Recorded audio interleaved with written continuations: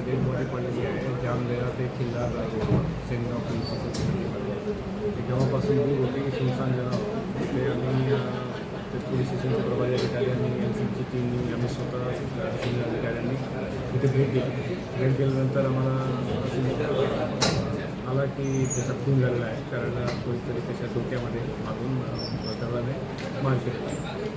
हे झाल्यानंतर आम्ही पहिले बॉडीची ओळख पटवण्याचा प्रयत्न केला. आम्हाला हिंगोलीमध्ये त्याची ओळख पटली नाही, कोणालाही हिंगोलीचा आहे असा काही मिळाला नाही. आजूबाजूच्या जिल्ह्यामध्ये शोध घेण्याचा प्रयत्न केला. फोटो वगैरे त्याचा पाठवला, मग तिथून आम्हाला माहिती मिळाली की तो लोणार बुलढाणाचा राहणार आहे.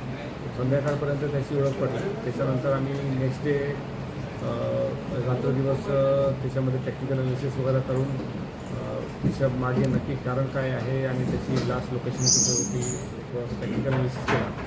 टेक्निकल अनालिसिसमधून आम्हाला एक आरोपीच्या संशय वाटला की एक आरोपी आहे जो याच्यामध्ये होऊ शकतो. त्याचं नाव होता तनपुरे आणि त्या आरोपीला आम्ही मग नंतर ताब्यात घेतलं. ताब्यात घेतल्यानंतर आम्हाला त्यांनी कबुली दिली.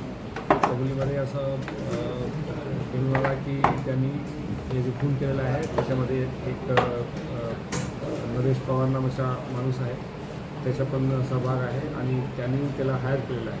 ते 25,000 रुपये देऊन हे दोघे जण जे विक्टीम होता त्याला घेऊन आले सेनगाव पोलीस स्टेशनच्या हद्दीमध्ये. तिथे त्यांनी त्याला दारू पाजल्यानंतर त्याचा खून केला. संध्याकाळी 7-7:30च्या दरम्यान 7 रोजी. त्यानंतर हे दोघांना आम्ही आरोपींना ताब्यात घेतलं आणि मग नंतर अशी माहिती त्यांच्या इंट्रोगेशनमध्ये असं निष्पन्न झाला की ह्याच्या मागे मास्टरमाइंड जो आहे ते जो विक्टीम आहे त्याची आई आहे. तर जो मुख्य आरोपी आहे तनपुरे आणि त्याची आई त्याच्यामध्ये प्रेमसंबंध होता जवळपास 15-20 वर्षापासून. आणि जो विक्टीम आहे तो याच्यामध्ये प्रेमसंबंधामध्ये अडथळा निर्माण करत होता. त्याच्यामध्ये आईनेच त्यांना त्याचे जो लवर आहे त्याला सांगितलं की त्याचा खून करायचं. मग त्या प्लॅनिंग करून त्यांनी खून केलं. तीनही आरोपी यांना आम्ही अटक केलेला आहे. आता सर्वांना PCR घेणे आम्ही पाठवणार. सर, आरोपीने काय जबाब दिला? म्हणजे प्रेमसंबंध कसे आपण म्हणतो? त्या आरोपीने सांगितलं ना की आमचं आहे. आरोपीचं गाव लोणार आहे आणि आपली घटना आपली हद्दीमध्ये झालेली आहे.